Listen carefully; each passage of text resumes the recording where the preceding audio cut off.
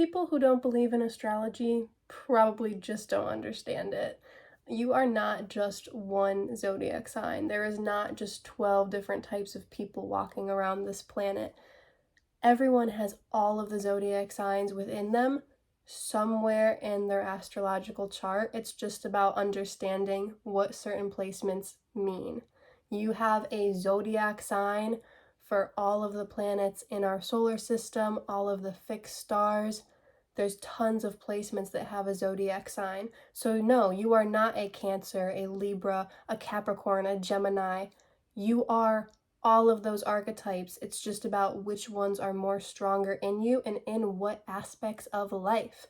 So that is what we are going to be talking about today, a beginner's guide to astrology. So I'm going to break it down simple for you guys. We're on planet Earth and we revolve around the sun. We feed off of the sun's energy. We also have a moon that feeds off of our energy and revolves around us. The sun has other planets that revolve around it too. We all know this, of course. Where I'm going with this is there is a plane in space, okay? It's really like you can picture a oval line and then everything kind of within and around that line going out in this plane in space is the ecliptic, okay? That's the line that the sun travels around. And one loop is a year because our calendar is a solar calendar based off of the sun. That is why we all know our sun sign, the zodiac sign that the sun was passing through when we were born, because our calendar is a solar year, so it's easy to know if you were born during Aries season, you're an Aries. But there's a zodiac sign for the moon, Mercury, Mars, all of these other planets as well, because we're all going around the sun. The sun is going on this line around this plane, and because some of the planets' orbits are so huge, like Neptune's orbit, it takes a lot longer for Neptune to come around. Even if the sun is in Cancer, Neptune might be in Pisces, on like kind of the other side of this plane.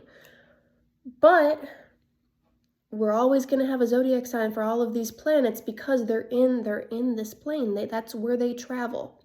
And the reason why the zodiac constellations are the zodiac constellations is because they're the constellations that are on that ecliptic line, on that ecliptic plane.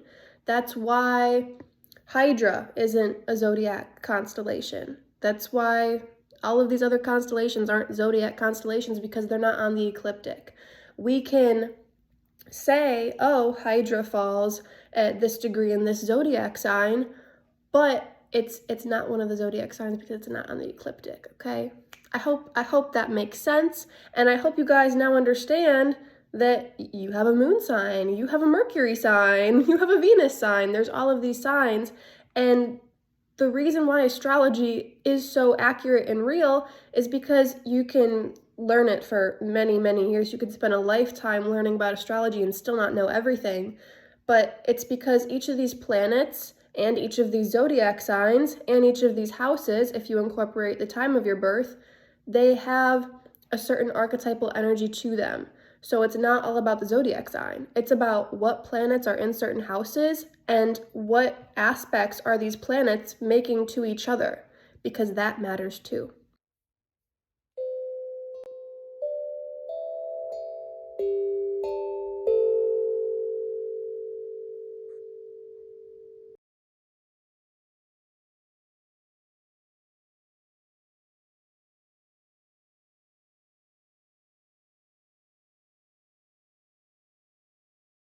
What is up, Star Seeds? I am Sydalexandria, and today we are going to be going over the basics of astrology. Astrology 101. What the heck is it, okay? And I went out and got a handy-dandy new whiteboard because my other one is covered in nakshatra information and conversions to regular zodiac signs. And that dry erase marker is so much so on there that I cannot erase it off. So we're just gonna leave that one. We are gonna use this as a little, demonstration for what the heck the sky looks like. So Astrology, Western and Vedic astrology, just regular old basic natal chart astrology, is a snapshot of the sky when you are born. That's what we're going to talk about today, is just your birth chart, okay? Because the planets are always somewhere, okay? We have an ecliptic in the sky. This is when this comes in handy.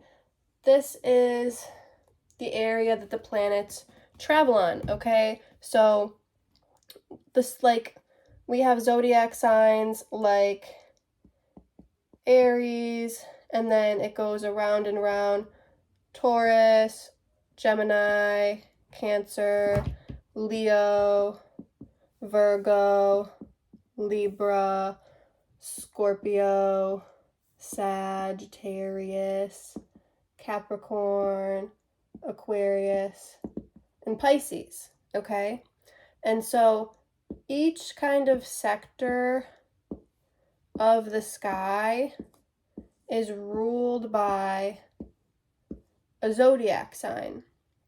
And so the reason is because the ecliptic, like I said, that's what this plane in the sky is. That's where the planets travel. So you might have a planet right here, say that's Mercury or whatever, and then you might have Saturn over here and Jupiter over here. They travel like on this line, okay? You might have a planet over here and over here.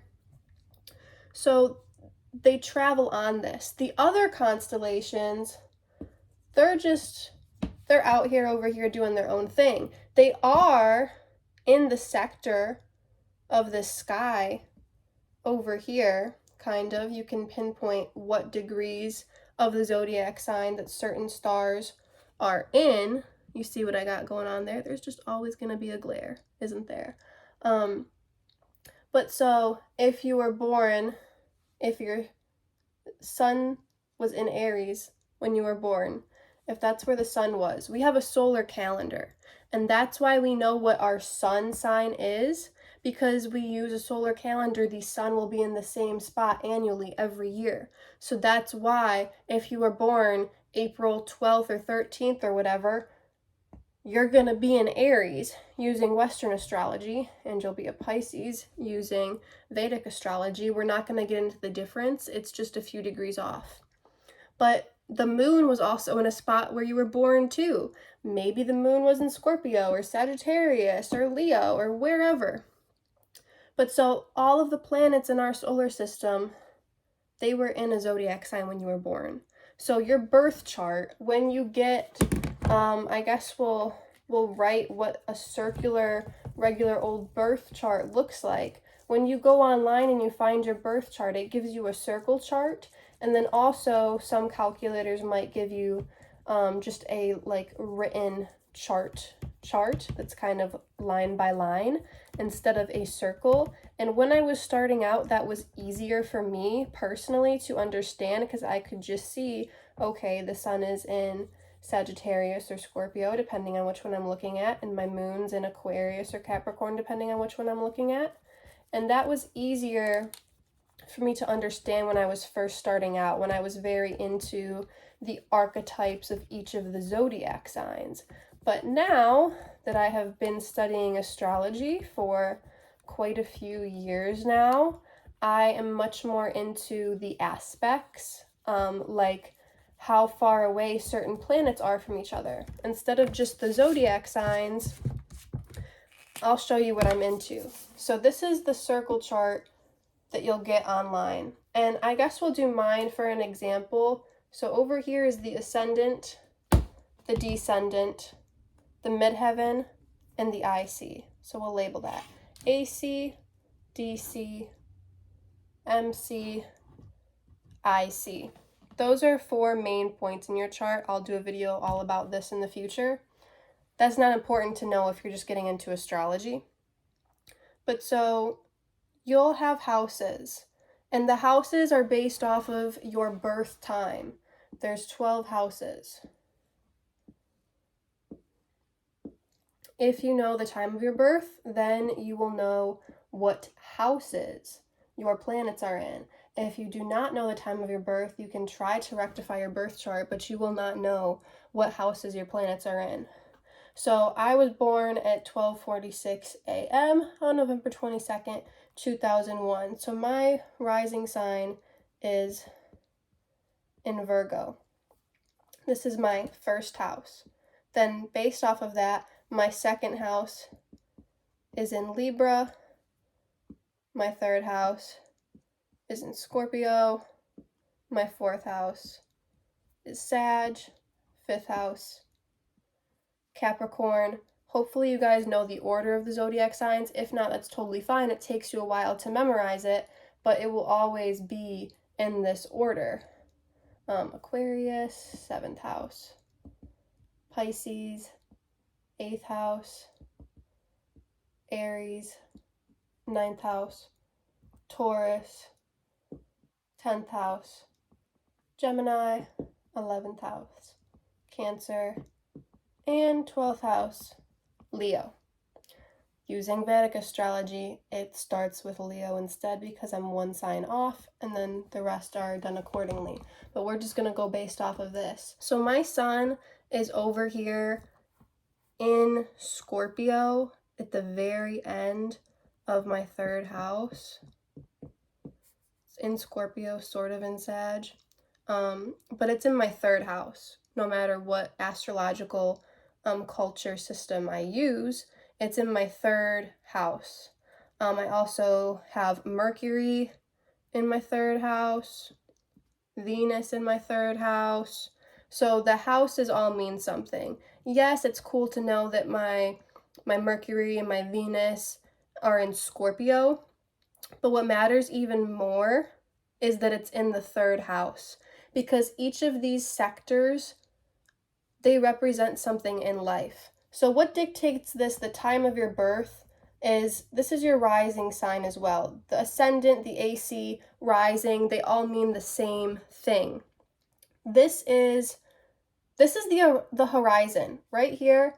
This big bold line, the constellation Virgo is rising on the horizon, and what is on the other side of the horizon is Pisces.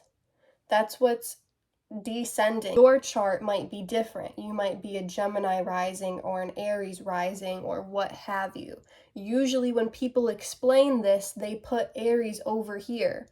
But I wanted to show you my birth chart because I'm not an Aries rising. I just so happen to be a Virgo rising. This changes every few hours. I had someone ask me today, what if I know like approximate birth time, like it might be 15 minutes off? I said, that's probably not going to change anything. When I pulled up his chart, nothing was on the cusp. It was all pretty much into a house. So I said, that's not going to matter. If it was a couple hours off, it would shift things a house, but usually a few minutes does not matter for this basic type of astrology. If you get into divisional charts, D60 and even smaller divisions, then it's going to matter, but for this it's not going to matter. And so like I have my moon over here in Aquarius, and I have other planets, other places. I've got Jupiter over here. You guys get the picture.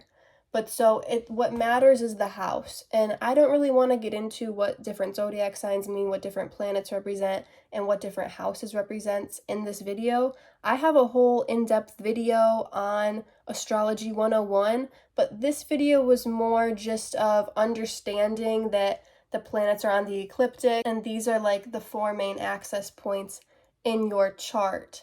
And so what I am into now is what planets are in what houses, because they all mean a certain thing. Mercury is about how you communicate. And when Mercury is in the 3rd house, like me, you are a very expressive person, because the 3rd house is also about communication and expressing. I believe my Lilith is in the 7th house as well. Lilith means your hidden desires. And my hidden desires are in the 7th house. The 7th house is about your romantic partner in life, okay? Because the first house is about you, your identity. The seventh house is about your romantic partner, traits that you admire in other people and desire within yourself. So my hidden desires revolve around romance and personal growth. And it's, it's in Pisces. That could mean my potential husband has lots of Pisces energy or something like that. Also, I like to look at aspects as well. So I'm trying to think of a certain aspect I have off the top of my head and nothing is really coming to mind. But so let's just pretend. Let's pretend this is not my actual placement, but let's just say I had Saturn right here, and it was directly opposite from something. And let's say I have Saturn in Taurus right here, and I have my sun down here in Scorpio. This is directly opposite from each other. That is a certain aspect.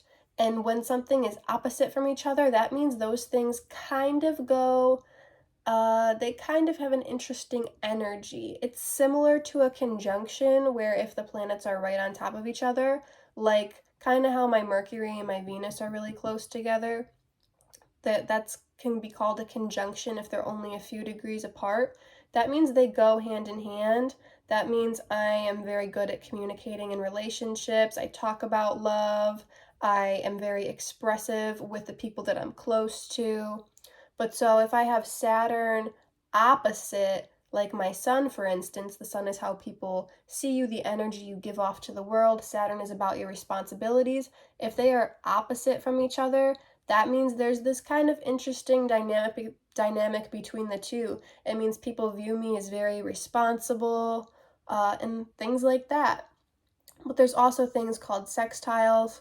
If I had like my Chiron over here, which I don't, my Chiron's actually in my fourth house, but if I had my Chiron over here and it was like 30 degrees apart from my sun, that would mean that things that hurt me in past lives and the wounded healer aspects of me would work very harmoniously with how people see me. Also could mean people see me as having been through some shit.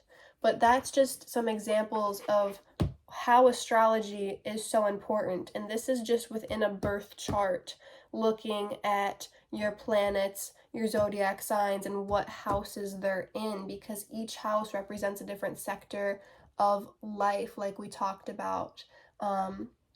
The 10th house can tell about career, the 9th house can tell about philosophy, the 4th house can tell about home life, the 2nd house can tell about finances and how good you are with trading.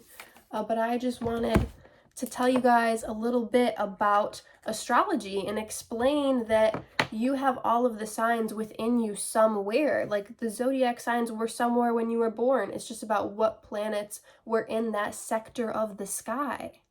And you can also look at fixed stars, the stars that are, over here and over here, out of reach. They're not right in there, but they are within a certain degree of a certain zodiac sign. And you can find what past lives you've had in other star systems by looking at aspects to the fixed stars that don't move very much within our lifetime because they're farther away.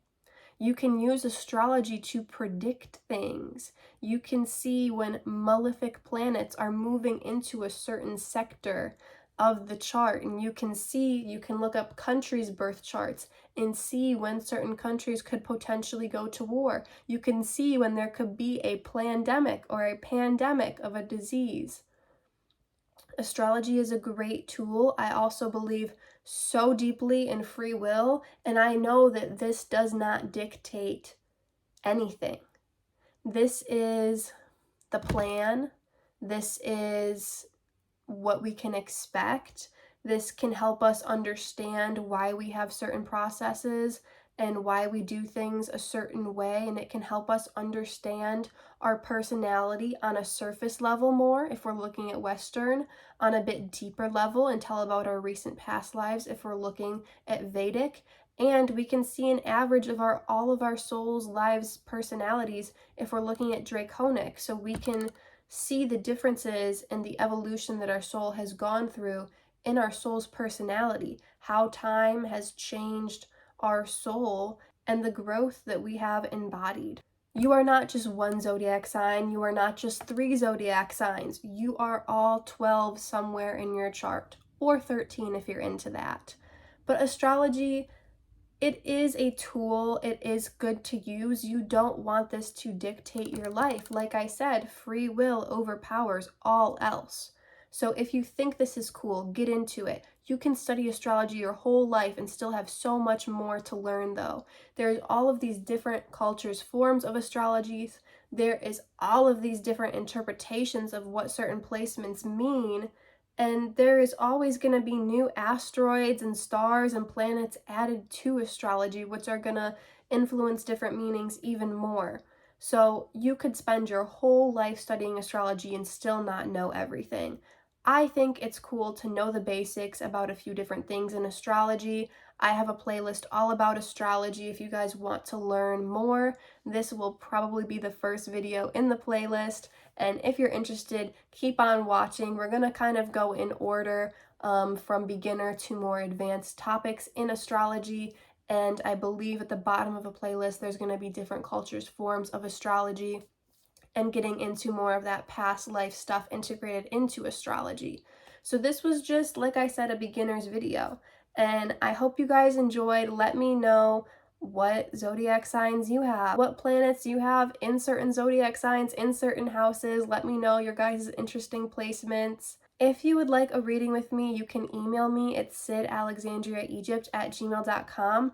What my specialty is I look at some basic astrology, then I use my intuition to see what I'm picking up on for past lives, usually in other star systems, and then I look at galactic astrology to spark my intuition on any other lives that we didn't already talk about, and then I like to wrap all of that into your soul themes. What are some archetypes that you've been embodying throughout multiple lives, why you chose certain incarnations, and what your mission is in this life. I also do in-depth astrology reports occasionally. Those take me a lot of time, about 12 hours to do a report. So I do prefer to do it over video chat and just give a basic overview. But I do those in-depth reports sometimes too if you would like one.